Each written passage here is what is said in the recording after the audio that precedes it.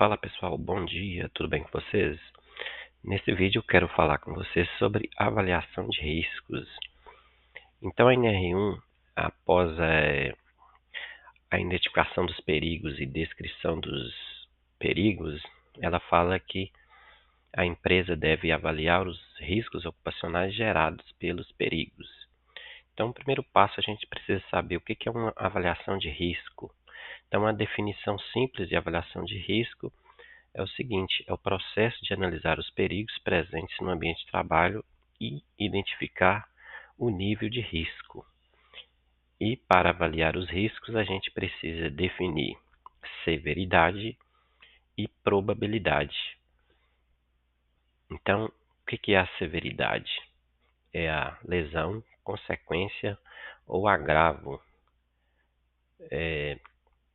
provocado à saúde do trabalhador. Então, a gente precisa definir os critérios de severidade. Então, aqui está um exemplo de critérios de severidade. 3 critérios. Severidade 1 ou baixa é aquele fator de risco que tem consequência mínima ou sem impacto significativo à saúde, como lesões leves ou desconfortos passageiros. Severidade 2 ou média, lesões ou agravos à saúde com impacto moderado que pode causar incapacidade temporária ou desconforto significativo. E a severidade 3 ou alta, que é aquele fator de risco que pode causar consequências graves, como lesões permanentes ou fatais, que afetam de forma significativa a saúde ou capacidade do trabalhador. Próximo passo é determinar a probabilidade. A NR1 ela fala que a probabilidade de levar em consideração o cumprimento dos requisitos estabelecidos em NR e na legislação aplicável. E agora a NR1 ela estabelece critérios de probabilidade para avaliar os fatores físicos, químico-biológicos, os fatores associados às condições de ergonomia e os fatores de riscos de acidente.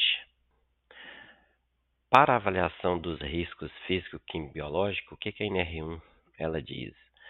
Para a probabilidade de ocorrência das lesões ou agravos à saúde decorrentes de perigos físicos, químicos e biológicos, a avaliação deve comparar o perfil de exposição ocupacional com os valores de referência ou aplicar outros critérios estabelecidos na NR9 e a eficácia das medidas de prevenção implementadas.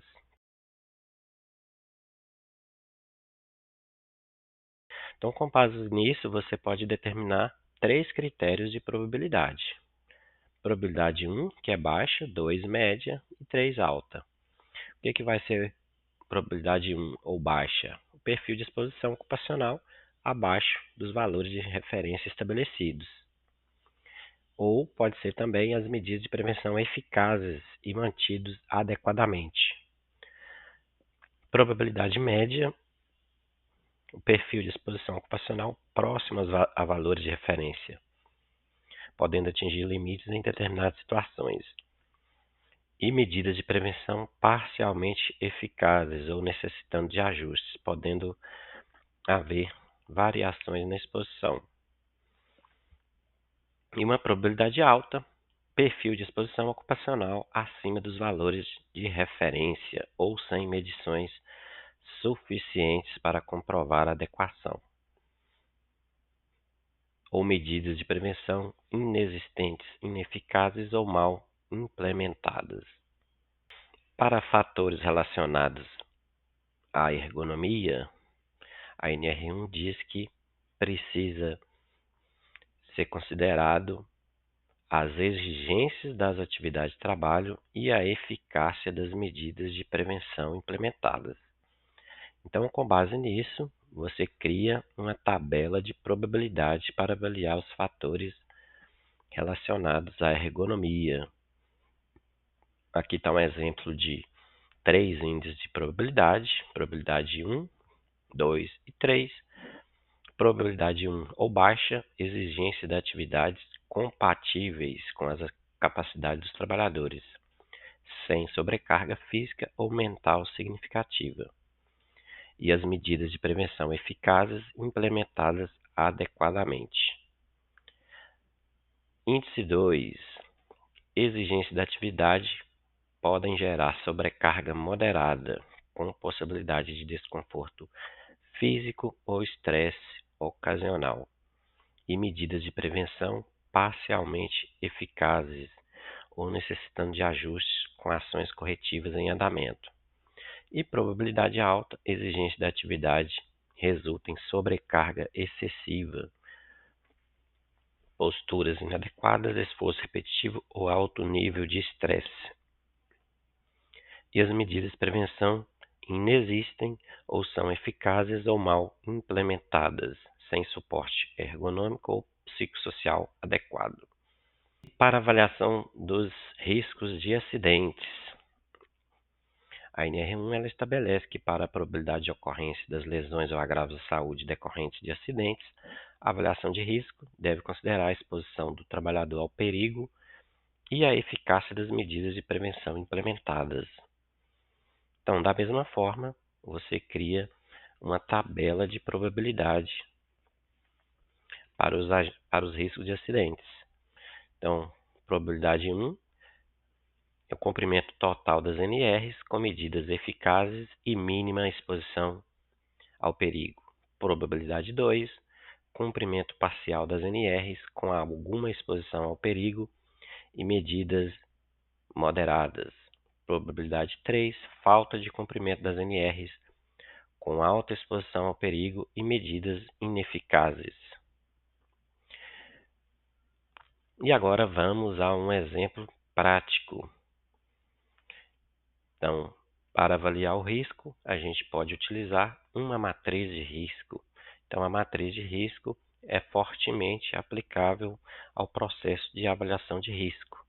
Então, numa coluna você tem a severidade e na horizontal você tem as probabilidades, baixa, média e alto.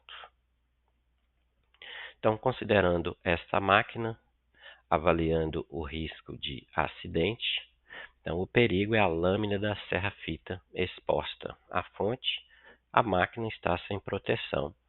Então aqui tem uma severidade que é um dano grave, corte ou amputação. Então a severidade é alta. E a probabilidade seria baixa, média ou alta?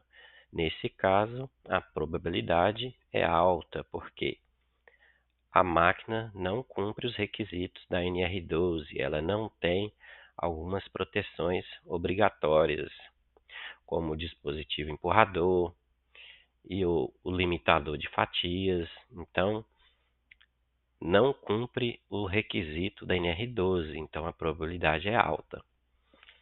Fazendo a combinação de severidade alta com probabilidade alta, a gente chega em um nível de risco alto. Depois que se chega ao nível de risco, é preciso determinar o critério de tomada de decisão, que é basicamente o que precisa fazer em função de cada nível de risco encontrado. Então, um risco baixo, qual a decisão? Monitorar periodicamente e continuar as operações sem ações imediatas. Risco moderado, implementar medidas de controle e ajuste nos processos. Risco alto, tomar ações corretivas imediatas. Então, no caso da serra-fita, como chegamos a um nível de risco alto, é preciso tomar ações imediatas. E quais seriam essas ações? Instalar proteções na máquina conforme NR12, treinar o trabalhador para o uso da máquina, providenciar manual e procedimento de operação. Beleza, pessoal? Então, essa foi uma aula simples mostrando o passo a passo para avaliação de risco. Então, a NR1 ela já deixa bem claro quais critérios utilizar em função de cada tipo de risco. Se é um risco físico, químico, biológico, precisamos avaliar o perfil de exposição e as medidas de controle implementadas. Se é um fator de risco relacionado à ergonomia, precisamos verificar na probabilidade a exigência da atividade e as medidas de controle implementadas. Os riscos de acidente, é preciso avaliar o tipo de exposição ao perigo e as medidas de prevenção implementadas de acordo com as NRs. Valeu, obrigado e até a próxima.